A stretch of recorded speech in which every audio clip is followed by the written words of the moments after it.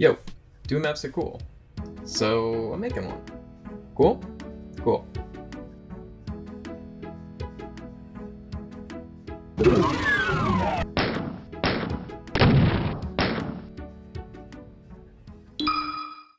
Alright, so here we are in Ultimate Doom Builder. I've already started a bit of the work on the map. Really though, you haven't missed too much. Just trying out some of the things the Doom can do. Dialogue, 3D skyboxes, you know, things like that. Just been messing around with some of the features. So here we are in 3D mode. Right here is the actual map, right? This is where we're gonna put all the stuff in it. This over here is what we had for the little opening of the video, right?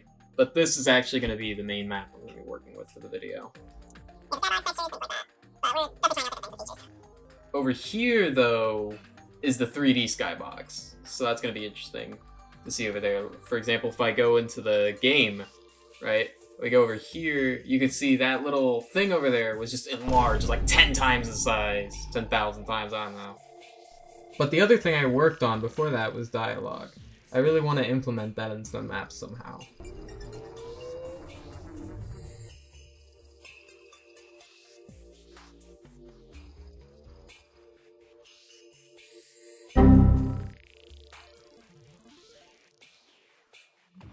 Maybe this. Yeah, okay. What is that? Let's close this and go into the map and see what happens. Okay.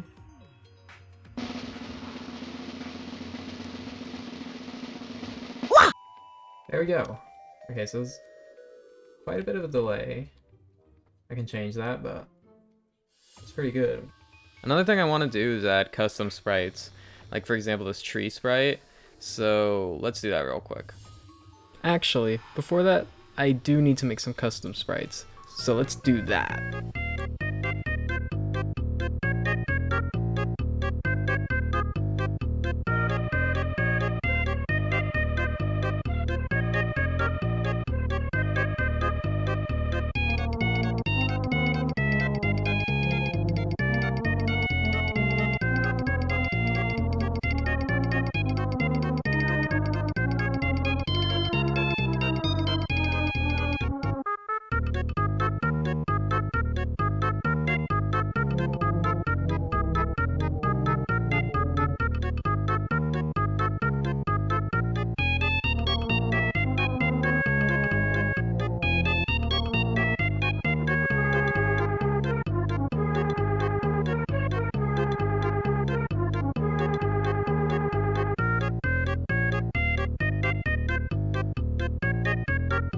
We just finished making the sprites. Now it's time to import it into Slade.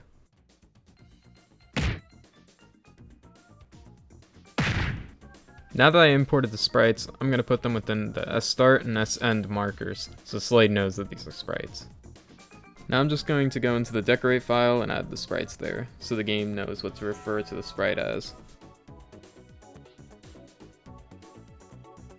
The naming convention is also important. The first 4 letters here don't matter. They can be whatever you want to name the sprite, but the letter here refers to the frame of the animation. For example, if you were doing an animated sprite, each sprite frame you would make would have that letter change in alphabetical order. But since it's a static sprite, we only need 1. Lastly, the number dictates how many rotations the sprite will have. Since I just want 1, I'm going to set it to 0.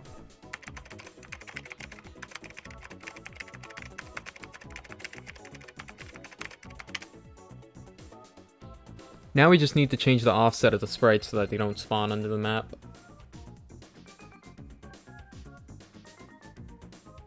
And there we go.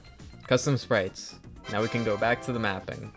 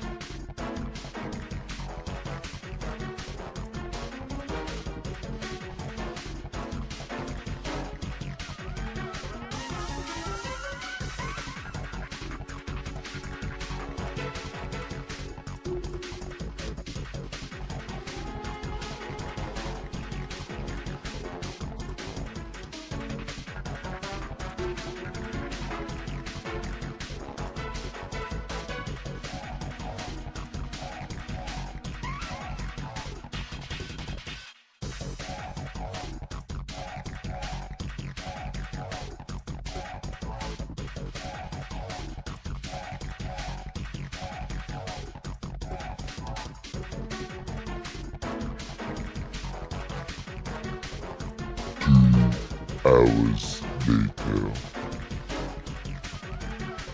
Okay, so quite a bit of time has passed, but I was actually able to make some interesting little scripts here. I didn't really show the process because I'm not really experienced with ZDoom, ACS, or scripting in general, but here are the scripts if you want to see them.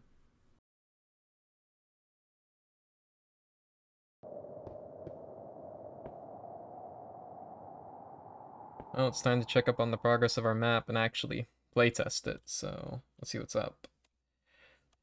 Okay. So those enemies aren't going to be there forever, it's just to test like the little things at the bottom of the UI that I added. There's like little different meters and shit. Oh!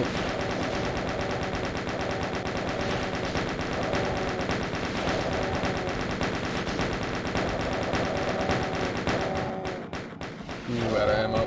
Oh shit! Okay. So yeah, we have like 3 different metrics down there, right? We have dead Marines, right? Which obviously if I, Punch this guy to death. there we go, it goes up 1. And it lowers the morale, right? But it also gives you a stack of vengeance, right? So you can see I'm at 8 vengeance right now. So vengeance is going to be a mix of the monsters killed, right? And the Marines killed. So it's going to be a mix of those. And it's gonna do something. I don't know what it's gonna do. Right now it just increases your damage.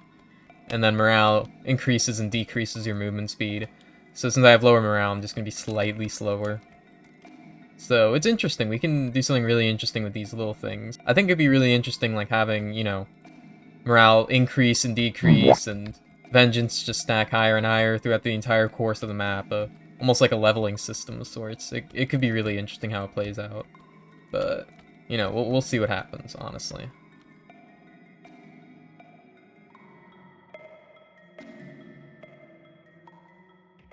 So this is going to be a short segment of the video, but I decided that for some reason I wanted to make music for this WAD.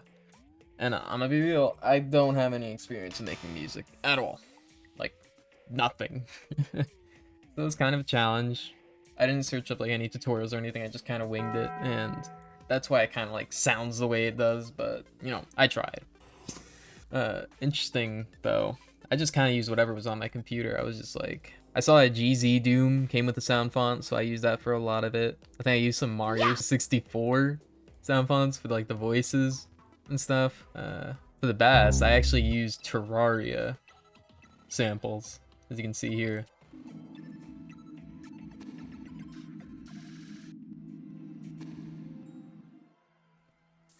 So I kind of just winged it, and funny enough, alright, so here we are in Doom Builder, and no more time lapses, no more of that. We're gonna be mapping together. Now, that's all gone. And now we have a lot of space to just do whatever. Let's just expand this out a little bit. So right now, we have this area, which has this armor and the shotgun, right?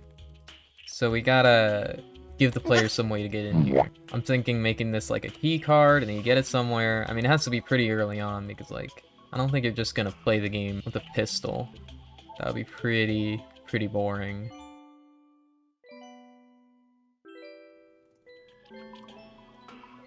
Make a little arena here, spawn some imps, make like a little fortress. I think that would be pretty cool. So at this point I wanted to make it that killing the imps would open up a door, which would intersect with the later parts of the map. Interestingly enough though, was that the door actually allowed the Marines to reach up to the other half of the map.